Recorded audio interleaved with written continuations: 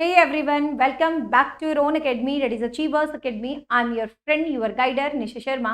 So guys, इस specific video में discuss करने वाली हूँ एसएससी चंडीगढ़ टीजीटी एसएसटी का सब्जेक्ट स्पेसिफिक सेक्शन का टॉपिक वाइज सिलेबस, क्योंकि आप लोगों की डिमांड आई थी मैम टॉपिक वाइज सिलेबस बता दीजिए. ऑलरेडी एसएससी चंडीगढ़ के ऊपर मैं एक डिटेल वीडियो बना चुकी हूँ कि एसएससी चंडीगढ़ क्या होता है, एग्जाम कब होगा. एक अलग से प्लेलिस्ट बना दूंगी मैं एसएससी चंडीगढ़ की, ठीक है. उसमें आप देख सकते हैं एसएससी चंडीगढ़ से रिलेटेड जो भी न्यूज़ होगी उसी प्लेलिस्ट में अपडेट कर दी जाएगी, ठीक है. तो सिलेबस वीडियो ऑलरेडी मैं बता चुकी हूँ. मैंने बताया था 150 मार्क्स का आपका एग्जाम होगा, जिसमें 75 कॉमन सब्जेक्ट रहेंगे टीजीटी में, और जो 75 है वो आपका सब्जेक्ट रहेगा जिसका जो भी सब्जेक्ट है, ठीक है. टीजीटी इंग्लिश के ऊपर ऑलरेडी वीडियो बना चुके हैं. टीजीटी साइंस के ऊपर संजय नागर सर ने वीडियो डिस्कस की है. तो आज की क्लास में हम टीजीटी एसएसटी का सिलेबस डिस्कस कर देते हैं. जो बच्चे पहली बार देख रहे हैं, मैं बता दूं हमारा चैनल डेडिकेटेड है टीचिंग एग्जाम. किसी भी स्टेट का टीचिंग एग्जाम तैयार करवाना हमारी फर्स्ट प्रायोरिटी रहती है. गाइस, बात कर लेते हैं एसएसटी में. तो एसएसटी में आपके पास एसएस के कोई भी 2 सब्जेक्ट होने चाहिए, बीएड होना चाहिए, सीटेट होना चाहिए, and you are eligible for SSC Chandigarh. But इस वीडियो में सिर्फ सिलेबस की बात चल रही है, ठीक है. ये हम सिलेबस डिस्कस कर रहे हैं 75 क्वेश्चंस का. 75 जो क्वेश्चंस आएंगे. तो सबसे पहले आपको पता भाई एसएसटी है तो हिस्ट्री से कैसे भाग सकते हैं, माय फेवरेट. तो हिस्ट्री में क्या क्या आएगा, मेजर सोर्सेज ऑफ हिस्ट्री. इसका मतलब क्या है, जो सोर्सेज आते हैं हिस्ट्री की वो एंशियंट से आते हैं. तो इसका मतलब इसमें एंशियंट है, इसमें कोई भी इंस्क्रिप्शंस हैं, कोई भी लिटरेरी सोर्स हैं, कोई भी साहित्यिक बुक्स हैं, इन सब के बारे में आपको पूरा डिटेल से पता होना चाहिए. फिर यहाँ पर सीधा इन्होंने कहीं भी बीच में मेडिवल हिस्ट्री और इस टाइप से सिलेबस में नहीं दिया. सीधा इन्होंने फाउंडेशन ऑफ ब्रिटिश रूल, इसका मतलब सीधा ये स्किप कर जाते हैं एंशियंट से, सीधा ये स्किप करके भाई मॉडर्न पे. बीच में इन्होंने मेडिवल का पॉइंट नहीं रखा है यहाँ पर बिल्कुल भी, ठीक है. तो ब्रिटिश रूल मतलब अंग्रेजों से रिलेटेड. इसका मतलब क्या है, आपको अंग्रेजों की सभी बातें पता होना चाहिए कि अंग्रेज भारत में कैसे आए, कौन से युद्ध हुए. तो इसमें battle of Plassey, battle of Buxar, then आपको सारा मराठा, सिख, जहाँ जहाँ मतलब अंग्रेजों का कॉम्बिनेशन हुआ, मैसूर, मतलब एक तरह से पूरा का पूरा डिटेल ही पढ़ना है, सब कुछ पढ़ना है. द अपराइजिंग ऑफ 1857, 1857 की क्रांति जो रिवोल्यूशन है, ये तो हिस्ट्री में बहुत ज़्यादा इंपॉर्टेंट है, तो इसको पूरा डिटेल से पढ़ेंगे हम. सोशियो रिलीजियस रिफॉर्म्स मूवमेंट, जो सामाजिक रिफॉर्मेशन वाले मूवमेंट्स हैं वो हैं सारे के सारे. मतलब इसके अंदर सारे जो सामाजिक रिफॉर्मेशन है, राजा राम मोहन राय, ये वो सब, मतलब जितने भी अपने रिफॉर्मर्स हुए हैं उन सब के बारे में डिटेल डिस्क्रिप्शन है. फिर ज्योतिबा फुले का कंट्रीब्यूशन है स्पेशल, आपको स्पेशल इनके लिए मतलब पॉइंट्स याद करने हैं. फिर doctor BR Ambedkar, Bhimrao Ambedkar, constitution maker, तो इनको डिटेल से पढ़ना है. इनको डिटेल में पढ़ने का मतलब आप कहीं ना कहीं कॉन्स्टिट्यूशन को भी पढ़ोगे थोड़ा बहुत. And then we just read about all the things about Mahatma Gandhi. तो महात्मा गांधी के लिए भी हमें चीज़ें पढ़नी है.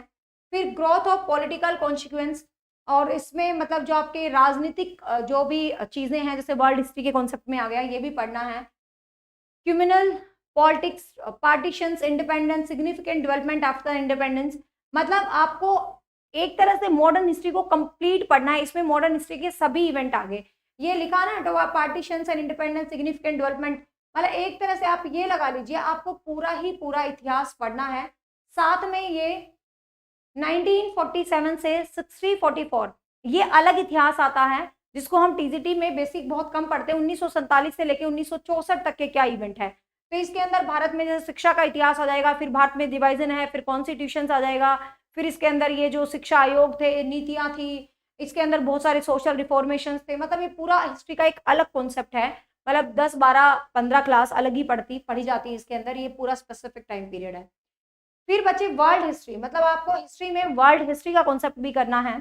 और वर्ल्ड हिस्ट्री में आपको क्या क्या करना है, द अमेरिकन रिवोल्यूशन, ठीक है. वर्ल्ड हिस्ट्री में आपको पढ़ना है अमेरिकन रिवोल्यूशन, मतलब जिसमें अमेरिका की क्रांति के बारे में आपको पढ़ना है. फ्रेंच रिवोल्यूशन, मतलब फ्रांस की क्रांति के बारे में पढ़ना है. इंडस्ट्रियल एरा, मतलब इसमें इंग्लैंड की औद्योगिक क्रांति के बारे में आपको पढ़ना है. Then first world war and second world war and establishment of UN, ठीक है. तो कहने का मतलब हिस्ट्री में इन्होंने ना फिक्स दे दिया कि एक इनका बहुत ज्यादा प्लस पॉइंट क्या है, जो सिलेबस गिवन होता है उसी पे ये वर्क करते हैं. तो the American revolution, French revolution, industrial revolution, world war, ये सब कुछ, मतलब वर्ल्ड हिस्ट्री बहुत कम ही दिया है, अच्छा सा दिया है, कोई दिक्कत नहीं है. सिविलाइजेशंस भी कर सकते हैं, और यहाँ पर आपको बेसिक, आपको थोड़ा बहुत एंशियंट और सारा का सारा पूरा फोकस रखना है आपको मॉडर्न हिस्ट्री पे, मॉडर्न हिस्ट्री से लेके कॉन्स्टिट्यूशन बनने तक, ठीक है। इसके बीच में बहुत सारे इवेंट आएंगे, बहुत सारी कंपनीज आएंगी, बहुत सारा एजुकेशन हिस्ट्री आएगी, बहुत अच्छी हिस्ट्री आती है, वो बीच वाली भी हमें पढ़ना होता है। हम सीधा आजादी प्राप्त करके खत्म करवा देते हैं क्योंकि वो एसएससी वगैरह में जीएस के तौर पर, लेकिन जहाँ टीजीटी के सब्जेक्ट में आता है तो वहाँ ये वाला इतिहास हम अलग से पढ़ेंगे, अच्छे तरीके से एग्जाम के लिए इंपॉर्टेंट है, ठीक है। Then we will move on geography, कि जियोग्राफी के अंदर क्या क्या रहेगा भाई। ज्योग्राफी की बात करें तो ज्योग्राफी आपको पता है, भूगोल जिसको आप कह सकते हो। तो ज्योग्राफी के अंदर nature and scope of geography, मतलब आपको भूगोल की प्रकृति, भूगोल का नेचर, भूगोल के बारे में सब कुछ बताना है। फिर फिजिकल ज्योग्राफी, मतलब जो फिजिकल ज्योग्राफी है उसके बारे में आपको बताना है, जिसके अंदर geomorphology, climatology and ocean morphology. कहने का मतलब जियोमॉर्फोलॉजी, क्लाइमेटोलॉजी एंड ओशियनोग्राफी। तो ये वाला जो कॉन्सेप्ट है, एक तरह से आप ये देखिए, कहने में तो ये टीजीटी एसएसटी का पेपर है, लेकिन इसने जो सिलेबस मेंशन किया है ये पीजीटी लेवल का किया है, ठीक है। ये चीज बेसिकली हम पीजीटी ज्योग्राफी में पढ़ाते हैं, खैर ये हमने टीजीटी एसएसटी में पढ़ा रखी है चीजें, क्योंकि हमने एसएसटी में बहुत डीप कंटेंट पढ़ाया हुआ है, तो ये सब कुछ कवर है। बट स्टिल मैं बता रही हूँ कि चंडीगढ़ का जो लेवल है वो बहुत अच्छा लेवल है, मतलब हर एक एग्जाम से यदि मैं बात करूँ तो एसएससी का लेवल बहुत अच्छा लेवल होता है। यहाँ पर सिंपल हिस्ट्री ज्योग्राफी पढ़ने से काम नहीं चलेगा, आपको पीजी लेवल की हिस्ट्री ज्योग्राफी टीजीटी के लिए पढ़नी है, ठीक है। India in the context of south Asia and the world religions geography, ठीक है। तो ज्योग्राफी में अब ये आपका क्लाइमेट से रिलेटेड है, तो इसका मतलब सारे आ जाएंगे इसमें, जलवायु धारा, ये वो सारा ओशियन से रिलेटेड जितने भी चैप्टर्स हैं, ठीक है। जियोमॉर्फोलॉजी, जितने भी ज्योग्राफी से रिलेटेड जितने भी जलवायु, ये वो सब कुछ, मतलब लगभग पूरी ज्योग्राफी आ गई, सीधी बात है भाई, ठीक है, मतलब पूरी ज्योग्राफी करनी है। फिर आ जाते हैं पॉलिटिकल साइंस में क्या क्या आएगा भाई। तो पॉलिटिकल साइंस में the state and it's theories, state और उसकी थ्योरीज हैं। वेलफेयर स्टेट है आपका, ये आध्यात्मिकता, नागरिकता, जो भी है पॉलिटिकल सिस्टम है, पॉलिटिकल कल्चर है, पॉलिटिकल सोशलाइजेशंस है, आपके फंडामेंटल राइट्स एंड ड्यूटीज हैं, universal declarations of human rights, democracy and it's theories, Indian constitutions, working of the institutions, parliament and judiciary, fundamental rights, fundamental duties, directive principle, the election commission, ठीक है, हिंदी में समझ रहे होगे ना, निर्वाचन आयोग, नीति निर्देशक तत्व, यही सब कुछ है। Reforms in India, pressure groups in Indian politics पर कौन से प्रेशर ग्रुप हैं, और emerging trends in Indian politics में क्या क्या जो चीज़ें हैं आजकल, कौन कौन से ट्रेंड में हैं, मतलब पॉलिटिक्स पार्टी के अंदर, तो ये पॉलिटिक्स पार्टीज भी आपको अच्छे तरीके से करनी है। इंपॉर्टेंट थ्योरीज हैं, ठीक है, इंपॉर्टेंट थ्योरीज। फिर आपको यहाँ पर इंटरनेशनल पॉलिटिक्स भी करनी है, और trends of Indian foreign policies भी, मतलब फॉरेन पॉलिसीज भी करनी है। National power, bipolar, unipolar, multipolar, regional organisations. कहने का मतलब ये भी कुछ पीजीटी पॉलिटिकल का ही सिलेबस है, तो मतलब टीजीटी का जो लेवल है उससे अप है इसका लेवल काफी, आप ये मान के चलें। देन इकोनॉमिक्स, आपको पता है एसएसटी का मतलब होता है हिस्ट्री, ज्योग्राफी, पॉलिटिकल, इकोनॉमिक्स। जो बेसिक एग्जाम होते हैं उनमें हिस्ट्री, ज्योग्राफी, पॉलिटिकल और इकोनॉमिक्स ही आती है, लेकिन बच्चे एसएससी चंडीगढ़ वालों ने कोई कमी नहीं कर रखी, उसने सोशलॉजी भी पूछ रखा, उसने पब्लिक एड भी पूछ रखा, उसने साइकोलॉजी भी पूछ रखा है, सब कुछ पूछ रखा है, ठीक है।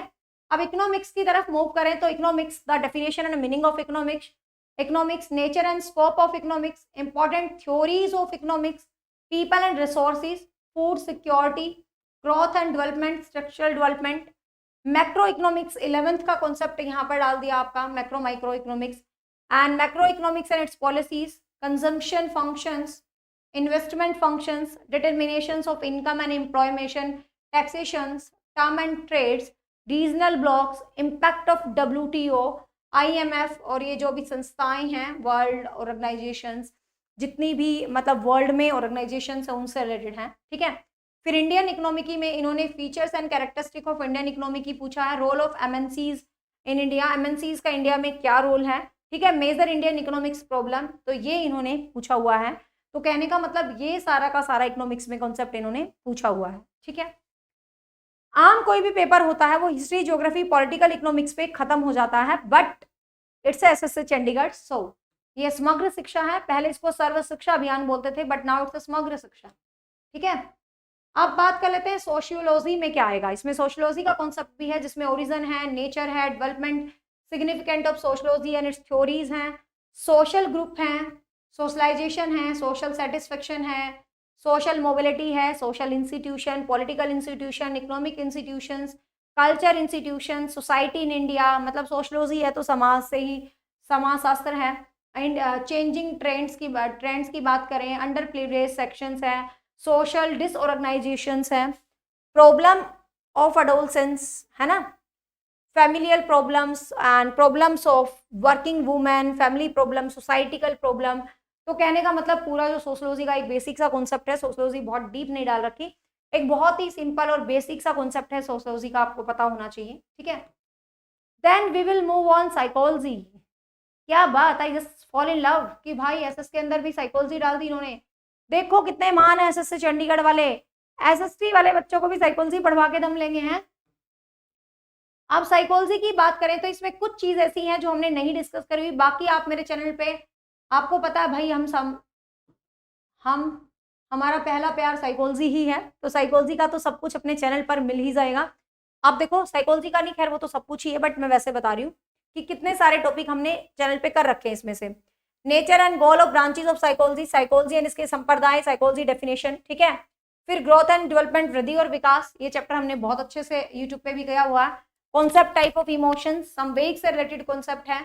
इमोशनल इंटेलिजेंस, संवेगात्मक बुद्धि, ठीक है, डेनियल गोलमैन वाली संवेगात्मक बुद्धि। आपको पता है किसी भी इंसान को लाइफ में फेमस होने के लिए इंटेलिजेंट क्वेश्चन से ज्यादा इंपॉर्टेंट इमोशनल क्वेश्चन होता है। आपके अंदर इमोशनल इंटेलिजेंस है, you can move better than if you have IQ, ठीक है। तो इमोशनल इंटेलिजेंस का बहुत महत्व है भाई। थ्योरीज ऑफ मोटिवेशन, मोटिवेशन के सिद्धांत है। पर्सनैलिटी है, आपको पता है पर्सनैलिटी हम डिस्कस कर चुके हैं। थ्योरीज ऑफ मोटिवेशन, ठीक है। साइको एनालिटिक्स, कॉग्निटिव डेवलपमेंट जिसमें जीन प्याजे है, ब्रूनर है, इन सब की थ्योरीज आ जाती हैं। इंटेलिजेंस बुद्धि का चैप्टर है जो हमने बहुत अच्छे से पढ़ा है। लर्निंग कॉन्सेप्ट है जो हमने अच्छे से पढ़ा है। मेमोरी है, ठीक है, मेमोरी है, सेंसोरी रजिस्टर्ड एंड क्रिएटिविटी, ठीक है। तो ये सारा कॉमन साइकोलॉजी है जो कि हम अपने एस्टेट सीटेट DEET+B एग्जाम्स के लिए पढ़ते हैं, और ये सारी की सारी मेरे चैनल पर ऑलरेडी डिस्कस की हुई है बहुत अच्छे तरीके से, ठीक है। फिर यहाँ पर इसने साइकोलॉजी की थोड़ी सी एक अलग ब्रांच, अलग क्वेश्चंस डाल दिए, जिसमें क्लिनिकल साइकोलॉजी का कॉन्सेप्ट इन्होंने डाल दिया जो 12th में आता है, ठीक है। हाँ, अरे हट जा भाई,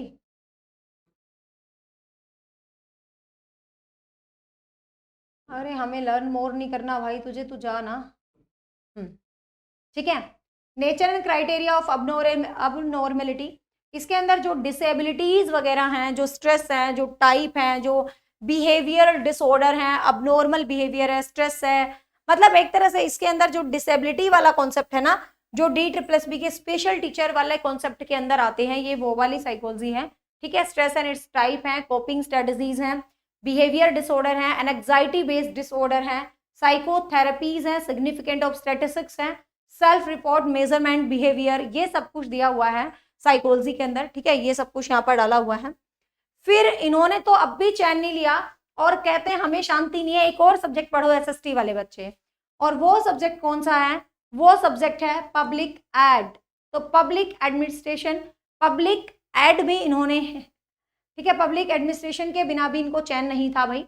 तो पब्लिक एड के अंदर भी इन्होंने क्या क्या ऐड कर दिया? Meaning of public ad, the nature and scope and significance of public administration, organisations and its form, कि पब्लिक एड में कौन से ऑर्गेनाइजेशंस हैं, क्या उनकी फॉर्मेशंस हैं, क्या उनके टाइप हैं, क्या उनके रूल्स, क्या उनके मतलब नियम रहते हैं, principle of organisations, feature of Indian administrations, union executive, और ये वही आपका जो विधानसभा, विधान परिषद, लेजिस्लेटर असेंबलीज, ठीक है। तो लेजिस्लेट, एग्जीक्यूटिव और state legislator, union and state judiciary, control of administration, 73 ये जो कॉन्स्टिट्यूशंस के संविधान में जितने भी संशोधन हैं उनके बारे में डिटेल से है।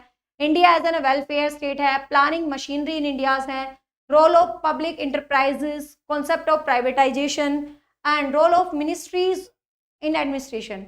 तो कहने का मतलब पब्लिक एड भी यहाँ पर इन्होंने डाल दिया है। तो भाई SST अपने आप में एक बहुत अच्छे लेवल पर पढ़ने का कॉन्सेप्ट डाला है। हिस्ट्री कहें बिल्कुल वर्ल्ड PGT हिस्ट्री से इंस्पायर्ड है, ज्योग्राफी कहें PGT ज्योग्राफी से इंस्पायर्ड है, पॉलिटिकल कहें PGT पॉलिटिकल से इंस्पायर्ड है, लेकिन public ad sociology so level की हैं, बहुत डीप लेके जाने की जरूरत नहीं है, और साइकोलॉजी तो हम लगभग पूरी पढ़ ही चुके हैं। ठीक है, तो ये है एसएससी चंडीगढ़ का सिलेबस। तो होप सो गाइज कि ये गाइडलाइन आपके लिए बहुत ज़्यादा हेल्पफुल रहने वाली है। जो भी एसएससी चंडीगढ़ की तैयारी कर रहे हैं, अप्रैल के मंथ में फॉर्म निकलने वाले हैं। डिटेल वीडियो आप जरूर देख लें, मैं आज ही प्लेलिस्ट क्रिएट कर देती हूँ एसएससी चंडीगढ़, उससे रिलेटेड कोई भी वीडियो मेरे चैनल पे आएगी एसएससी चंडीगढ़ से, आपको उसी प्लेलिस्ट में मिल जाएगी। ठीक है, और प्लेलिस्ट बना के लिंक मैं इस वीडियो के नीचे डाल दूंगी, जिसमें 3-4 वीडियो ऑलरेडी हम बना चुके हैं। So guys bye bye, take care. यदि आप पहली बार जुड़े हैं, आपको चैनल अच्छा लगा, आपको इन्फॉर्मेशन अच्छी लगी, तो आप लाइक शेयर सब्सक्राइब कर सकते हैं, अदरवाइज कोई कंपल्शन नहीं है। अच्छा लगे तो आप हमारे साथ जुड़िए, आपको बहुत कुछ सीखने को मिलेगा। Otherwise there is no compulsion. Keep learning, stay tune with me. Bye bye, take care, have a nice day, thank you.